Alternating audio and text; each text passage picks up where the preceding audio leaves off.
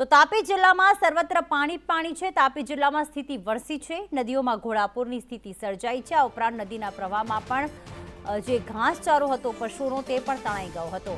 મકાનો છે, છાપરાઓ ઉપરથી હાલમાં પાણી વહી રહ્યું છે। આ ગ્રામ્ય વિસ્તારની સ્થિતિ છે કે જ્યાં ઘર તો તબાહ થઈ જ ગયા છે, આખા છાપરા પાણીમાં ડૂબી ગયા છે। સાથે જે પશુઓને માટે જે ઘાસચારો હતો તે પણ હાલમાં પાણીમાં તણાઈ ગયો છે।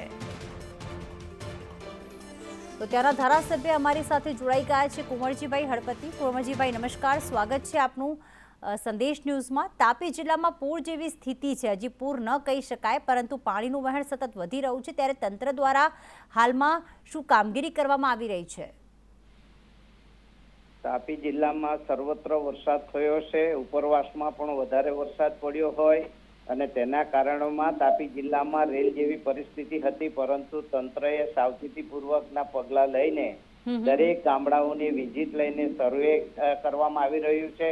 જે ગામડાઓમાં ઘરોમાં પાણી ઘૂસ્યા હતા તેનું પણ હાલ મામલતદાર અને તલાટી અને સર્કલ દ્વારા સર્વે ચાલી રહ્યું છે અને સતત સરકારી તંત્ર સાથે સંપર્કમાં રહીને આ કામગીરી કરાવી રહ્યા છે। જે નુકસાની થઈ હશે તેને સરકારના ધારાધોરણ મુજબ જે કોઈ વળતર મળવાપાત્ર હશે તેને ચૂકવણી કરવા માટે અમારી સરકાર કટિબદ્ધ છે।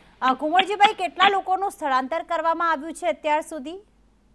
હાલ અત્યારે સ્થળાંતર તો નહીવત પ્રમાણમાં છે। બહુ ઝાંઝુ વરસાદ એમ કહી શકાય કે ઝાંઝી રેલ નથી, પરંતુ જે ગામડાઓમાં પ્રભાવિત છે એ લોકોને દરેક ગામડાઓમાંથી ચાર પાંચ ઘરોને પ્રભાવિત કરીને પ્રભાવિત ક્ષેત્ર એમને આપણે સ્થળાંતર કર્યા છે અને એ લોકોને ભોજનની વ્યવસ્થા લઈને બધી જ વ્યવસ્થા કરવામાં આવી છે। બિલકુલ, આભાર કુંવરજીભાઈ, સંદેશ ન્યૂઝ સાથે વાત કરવા બદલ।